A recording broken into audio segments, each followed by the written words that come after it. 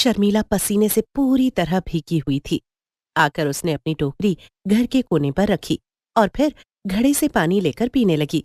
तभी उसकी सास भी वहां पर आ गई और शर्मिला से बोली, आ गई बहू, कैसा रहा आज का दिन? क्या बताऊं माँ, इतना घूमी, लेकिन उसके बाद भी आज काम अच्छा नहीं हुआ।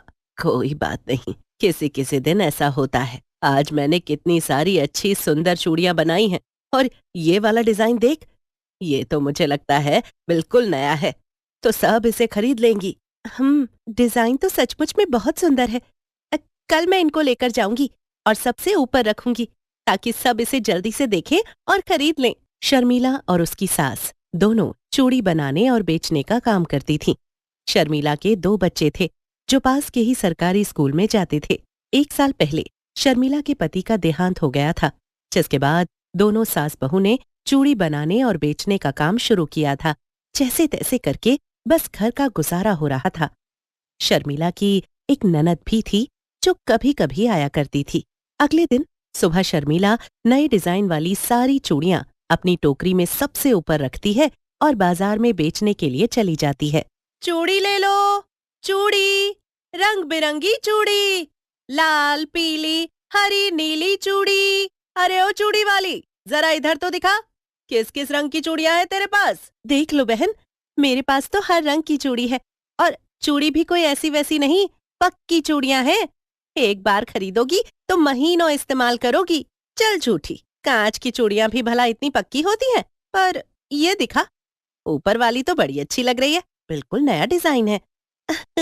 मेरी सासू माँ के हाथों में तो जादू है, बस कोई डिजाइन सोचती है और चूड़ियों पर बना देती है।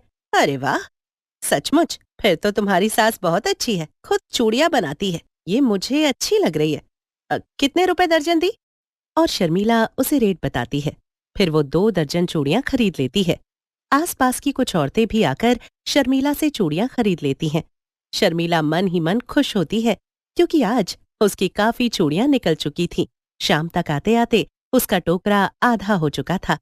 घर पहुंचने पर, बाप रे बाप, बाहर तो बहुत गर्मी है। अरे ओ छुटकी, एक गिलास ठंडा पानी तो पिला। लाई माँ। माँ, आज तो अच्छा काम हुआ। किसी किसी दिन कोई औरत ऐसी आ जाती है, जो बस चूड़ी खरीदती है और उसके बाद चूड़ियां बिकना शुरू हो जाती हैं। हाँ, ऐसा होता है, किसी किसी के हाथ बड़े ही शुभ होते हैं। सुन शर्मिला, कल मोहिनी आएगी, कह रही थी कुछ दिन रुकेगी इस बार। हाँ, तो क्या परेशानी है माँ? उसका अपना घर है, जब चाहे जितना चाहे रुके। पता नहीं, फोन आया था उसका, थोड़ा सा दुखी लग रही थी। लगता है इस बारी फिर सास बहू में झगड़ा हो गया है। हर 3-4 महीने के बाद ऐसा ही झगड़ा होता है। उसके बाद मोहिनी यहाँ आ जाती है, फिर कुछ दिन यहाँ रुकती है और अपनी पसंद का सामान लेकर वापस चली जाती है। तो क्या हुआ माँ? होता है बहू, होता है। वो मेरी बेटी है, मैंने मान लिया। ये उसका घर है, ये भी मान लिया। लेकिन उसे सोचना चाहिए कि अब उसका भाई जिंदा नहीं है। हम दोनों बेचारी कितनी मेहनत करके थोड़े बहुत पैसे इकट्ठे करती हैं, और वो आकर अपनी पसंद की महंगी महंगी चीज खरीदने लगती है। उसे परवाह नहीं है, न तुम्हारी, न मेरी, और न इन 2 बच्चों की। अरे बुआ लगती है इनकी, कभी हाथ पर 2 रुपए नहीं रखती, कुछ भी उनके लिए लेकर नहीं आती। छोड़ो ना माँ, वो अपनी किस्मत का लेकर जाती हैं। जवान बेटे के चले जाने का दुख क्या होता है, ये कोई नहीं समझ सकता। लेकिन इस बार मैं मोहिनी को कड़े शब्दों में कह दूंगी। अरे, इन दोनों बच्चों का भविष्य भी तो देखना है। कल को किसी चीज की जरूरत पड़ी तो किसके आगे हाथ फैलाएंगे? और शर्मिला उसे रेट बताती है। फिर वो 2 दर्जन चूड़ियां खरीद लेती है। आसपास की कुछ औरतें भी आकर शर्मिला से चूड़ियां खरीद लेती हैं। शर्मिला मन ही मन खुश होती है, क्योंकि आज उसकी काफी चूड़ियां निकल चुकी थीं। शाम तक आते आते उसका टोकरा आधा हो चुका था। घर पहुंचने पर, बाप रे बाप, बाहर तो बहुत गर्मी है। अरे ओ छुटकी, एक गिलास ठंडा पानी तो पिला। लाई माँ। माँ, आज तो अच्छा काम हुआ। किसी किसी दिन कोई औरत ऐसी आ जाती है, जो बस चूड़ी खरीदती है और उसके बाद चूड़ियां बिकना शुरू हो जाती हैं। हाँ, ऐसा होता है, किसी किसी के हाथ बड़े ही शुभ होते हैं। सुन शर्मिला, कल मोहिनी आएगी, कह रही थी कुछ दिन रुकेगी इस बार। हाँ, तो क्या परेशानी है माँ? उसका अपना घर है, जब चाहे जितना चाहे रुके। पता नहीं, फोन आया था उसका, थोड़ा सा दुखी लग रही थी। लगता है इस बारी फिर सास बहू में झगड़ा हो गया है।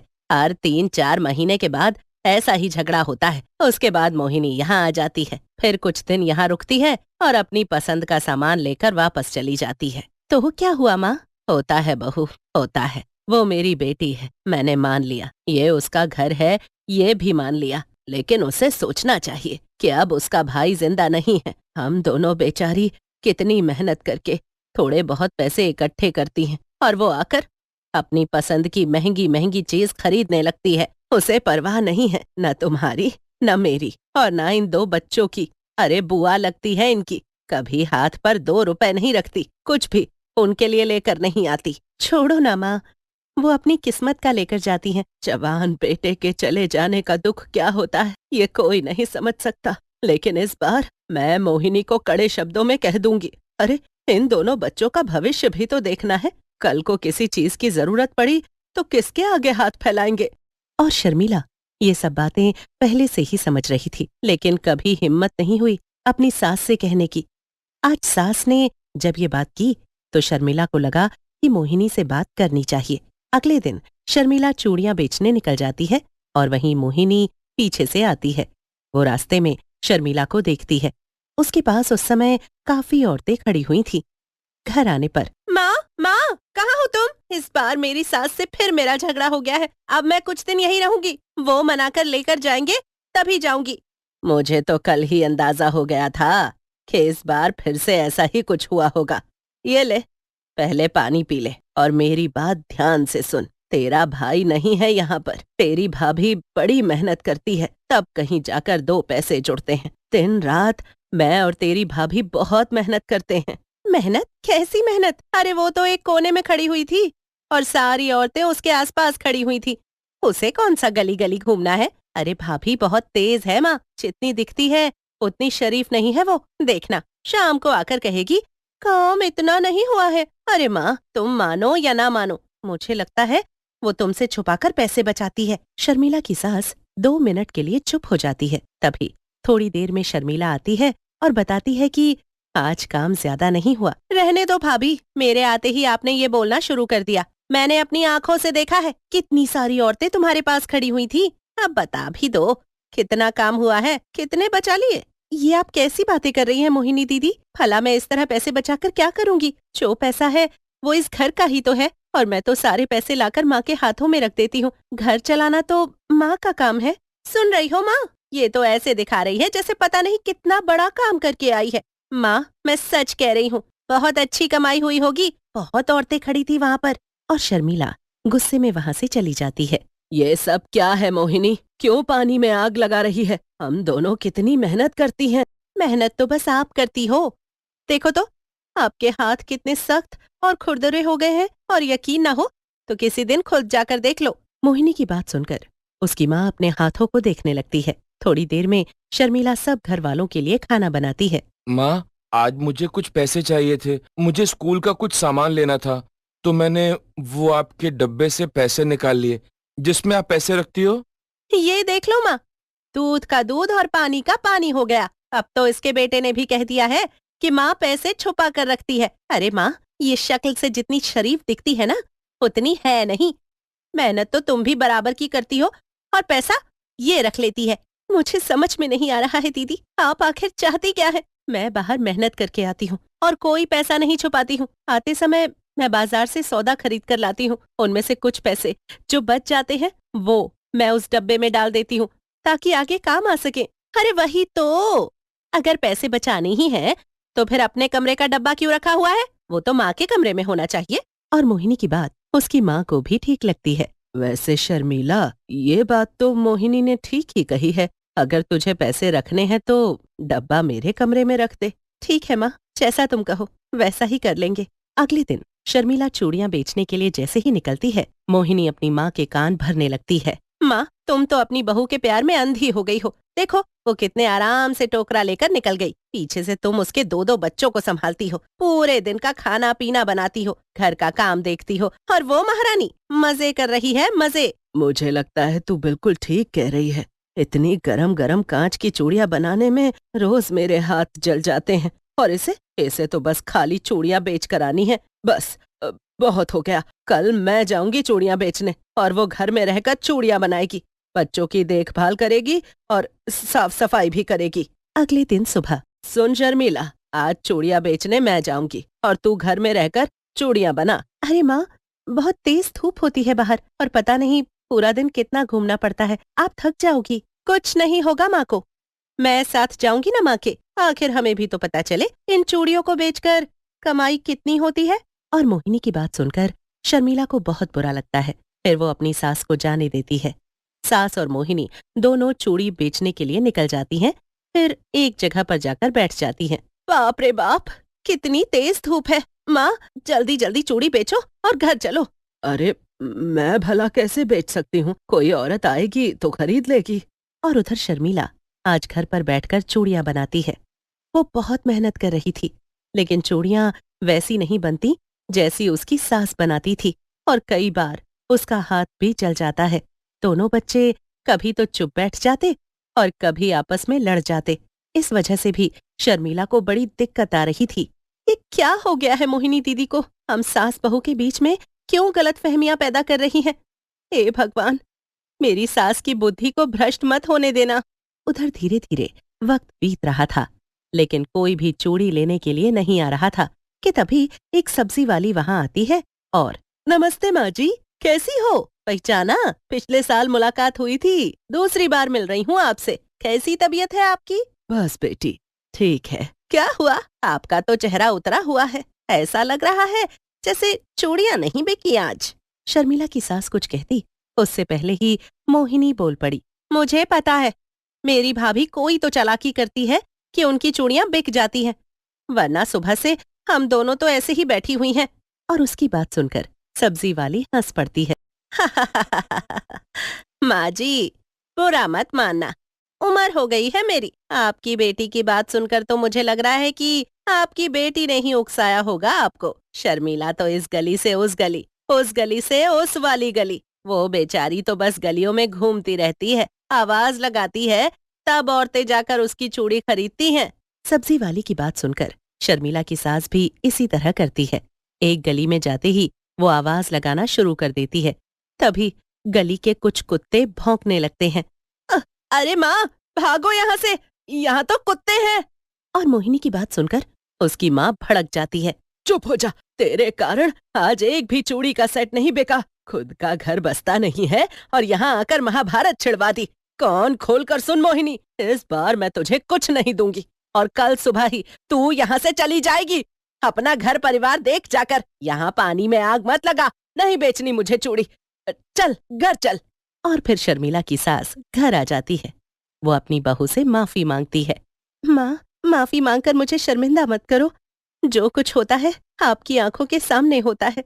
हाँ बहू, मैंने देख लिया, सचमुच में तेरा काम तो बहुत मेहनत का काम है और आपका काम भी बहुत मेहनत का काम है। ये देखो, आज मेरे हाथ कितने जल गए हैं, और ये सब कुछ इस मोहिनी की वजह से हुआ है। सुन, कल सवेरे ही चली जाइयो। और अगली सुबह मोहिनी चुपचाप चली जाती है और सास बहू फिर से वैसे ही काम करने लगती हैं। बहुत समय पहले की बात है। एक छोटे से गांव में रजनीश नाम का एक किसान रहता था। उसके पास अपना एक छोटा सा खेत था और 2 गायें उसके आंगन में बंधी हुई थी। उसके परिवार में उसके माँ बाप और एक बहन थी। रजनीश की उम्र निकलती जा रही थी और उसके माँ बाप की चिंता थी कि वो अपने बेटे की शादी कर दे तो गंगा नहा ले। माँ, तुम सुबह सुबह अपनी बहू के राग अलापना बंद करो। तुम तो रोज ही मुझे टोका टाकी करने लगी हो। अब शादी नहीं हो रही है तो नहीं हो रही है, तुम ऐसा क्यों नहीं करती कि तुम रजनी की शादी करा दो? उसकी भी शादी करनी है, पर पहले मैं चाहती हूँ कि मैं अपने बेटे की शादी कर दूं ताकि घर में एक बहू आ जाए। माँ, तुम हर हफ्ते हर महीने कहीं ना कहीं से कोई रिश्ता ले आती हो, लेकिन फिर किसी ना किसी वजह से वो मना हो जाता है। तो मान क्यों नहीं लेती कि मेरी किस्मत में शादी है ही नहीं? भैया, आप ऐसे तो मत कहो। देख लेना, जिस दिन आपकी शादी होगी मेरी भाभी दुनिया की सबसे अच्छी भाभी होगी। तो मेरी प्यारी बहन, माँ को भी ये बात अच्छे से समझा दो। जब मेरी किस्मत में शादी लिखी होगी तो हो जाएगी। रजनीश अपने खेतों की तरफ चल देता है और रजनीश की माँ बड़बड़ाते हुए घर के काम करने लगती है। माँ, तुम तो खामखा भाई के पीछे पड़ जाती हो। तुम ये क्यों भूल जाती हो कि उन्होंने शादी से मना नहीं किया है? बस उनकी किस्मत में अभी कोई ऐसी लड़की नहीं आई है। तुम दोनों भाई बहन ना नए जमाने के लोग हो, तुम नहीं समझोगे। एक माँ की इच्छा होती है कि उसके बेटे की शादी जल्द से जल्द हो जाए। मुझे भी अपने पोता पोतियों का मुंह देखना है। ये कहकर वो रोने लगती है। रजनी अपनी माँ को किसी तरह चुप कराती है। माँ, मैं मंदिर जा रही हूँ, भाई के लिए भी प्रार्थना करूंगी। रजनी पूजा की थाली लेकर गांव के बने हुए मंदिर में पूजा करने के लिए आती है। वहां पर पहले से ही एक बड़ी सुंदर सी लड़की पूजा कर रही थी। हे भगवान, अब तो मुझे इस जीवन से मुक्ति दे दो।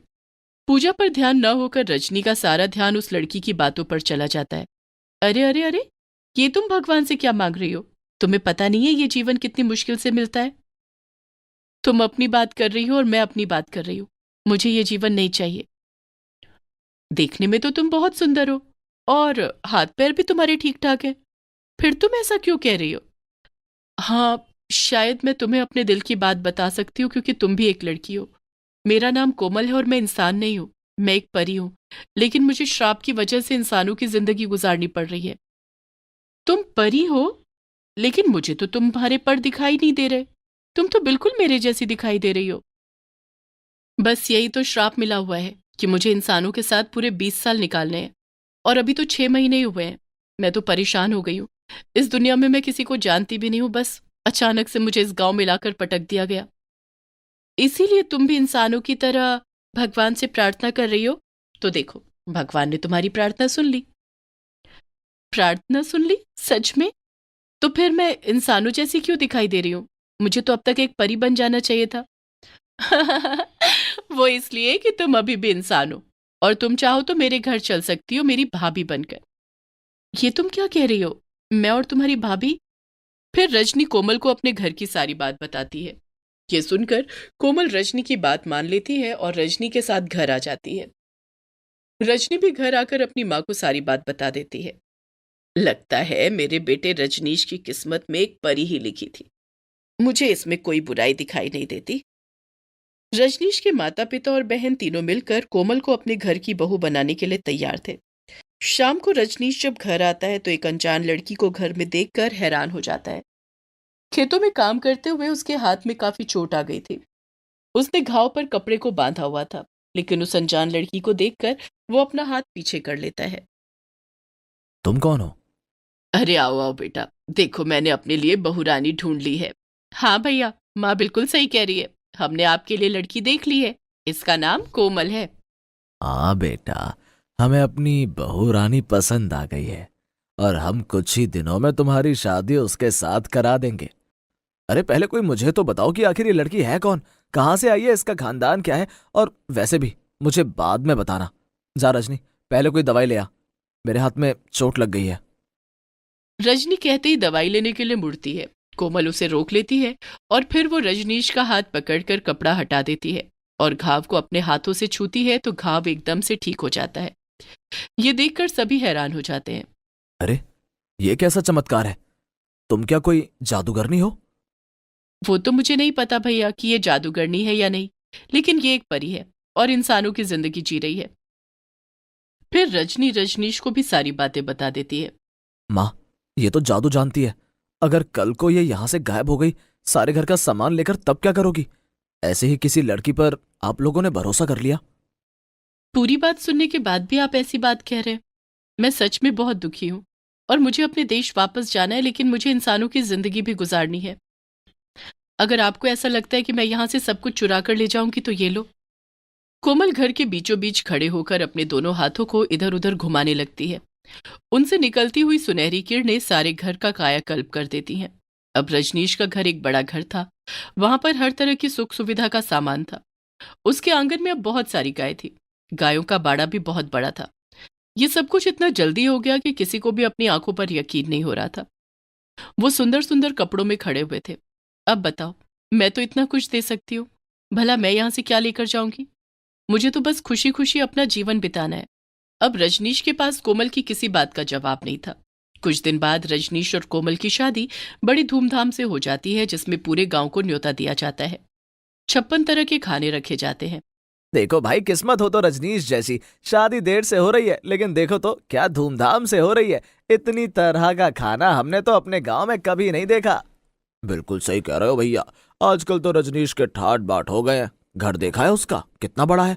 आंगन में 10-10 गाय बंधी हैं और वो भी देखभाल नौकर करते हैं। घी दूध की कोई कमी नहीं है उसके घर में। तुम दोनों को क्यों जलन हो रही है? बेचारे की जब शादी नहीं हो रही थी तब तो किसी ने नहीं कहा कि उसकी शादी नहीं हो रही, और अब उसकी शादी हो गई है तो सब कुछ जलन हो रही है। अरे भाई, इतनी अच्छी दावत दी है, उसे खाओ पियो और अपने घर चलो। सब कुछ बहुत अच्छे से निपट जाता है। कोमल के साथ अब रजनीश का जीवन बड़े अच्छे से बीत रहा था। भाई बहू हो तो मेरी बहू रानी जैसी, घर में पैर रखते ही सबका जीवन बदल डाला। बस अब मेरे परिवार को किसी की नजर ना लगे, सब खुशी खुशी रहे। सब कुछ बहुत अच्छा चल रहा था। 1 साल में ही रजनीश एक बेटे का बाप भी बन जाता है। तभी एक दिन रजनी के लिए रिश्ते वाले घर आते हैं। बेटा, तुम अच्छे से छानबीन कर लेना, घर परिवार अच्छा लग रहा है। रजनी की भी उम्र हो रही है। बाबा बिल्कुल भी चिंता मत करो, मैं अपनी बहन की शादी बड़ी धूमधाम से करूंगा। हाँ हाँ, क्यों नहीं। हम अपनी रजनी की शादी ऐसे करेंगे कि 7 गांव में ऐसी शादी किसी ने देखी नहीं होगी। सब बातें होने पर रजनी की शादी धूमधाम से हो जाती है और देखते ही देखते रजनीश का परिवार भी बड़ा हो जाता है। अब उसके पास 2 बच्चे थे और देखते ही देखते समय बीत जाता है। बच्चे भी बड़े हो जाते हैं, यहां तक कि पूरे 20 साल गुजर जाते हैं। तुम ये उदास छत पर क्यों खड़ी हुई हो? परसों मुझे पूरे 20 साल हो जाएंगे धरती पर आए हुए। अब मेरे जाने का समय आ रहा है तो मेरा मन नहीं कर रहा। मैं इस तरह अपने बसे बसाए परिवार को छोड़कर कैसे जा सकती हूँ? परसों मेरे माता पिता आएंगे और मुझे यहाँ से लेकर चले जाएंगे। ये तुम क्या कह रही हो कोमल? इंसानों की जिंदगी जीते जीते तुम भी इंसान ही बन चुकी हो, और देखो तो तुम भी अब बूढ़ी लगने लगी हो। ऐसे में तुम्हारे माता पिता तुम्हें वापस ले जाकर क्या करेंगे? ये सब तो छलावा है। जैसे ही मेरे माता पिता आएंगे और मेरे 20 साल पूरे होंगे, मैं फिर से एक युवा परी बन जाऊंगी। पर पर अब मैं अपने परिवार को छोड़कर नहीं जाना चाहती। घर में जब ये बात सबको पता चलती है तो सब उदास हो जाते हैं, यहाँ तक कि रजनी भी अपने ससुराल से आ जाती है। ये सब क्या हो गया? मैं जानती थी कि तुम 20 साल के लिए धरती पर हो। मुझे लगा समय के साथ सब कुछ सही हो जाएगा। नहीं भाभी, नहीं, आप इस तरह नहीं जा सकती। नहीं मेरी बहू रानी, मुझे छोड़कर ऐसे नहीं जा सकती। मैं तुम्हारे माता पिता से बात करूंगी, उनसे प्रार्थना करूंगी कि तुम्हें यहीं रहने दे। 3 दिन बाद कोमल के माता पिता उनके घर आते हैं। बड़े बड़े पंखों, सुनहरे कपड़ों और बिल्कुल जवान। उनके माता पिता को देखकर सभी हैरान थे। आप लोग मेरी बहू रानी को ऐसे लेकर नहीं जा सकते। आपने एक बार भी नहीं सोचा 20 साल वो यहाँ धरती पर कैसे गुजारेगी? और न ही इतने सालों तक तुम लोगों ने अपनी बेटी की सुध-बुध ली। हमारे परिलोक में ऐसा ही होता है, सजा मिलती है तो बहुत लंबी मिलती है। हम अपनी बेटी को लेकर जा रहे हैं, आप हमसे एक चीज मांग सकती हो बस। ये सुनकर रजनीश की माँ खुश हो जाती है और कोमल के माता पिता से कहती है, नहीं नहीं, मैं ऐसे ही यकीन नहीं कर सकती।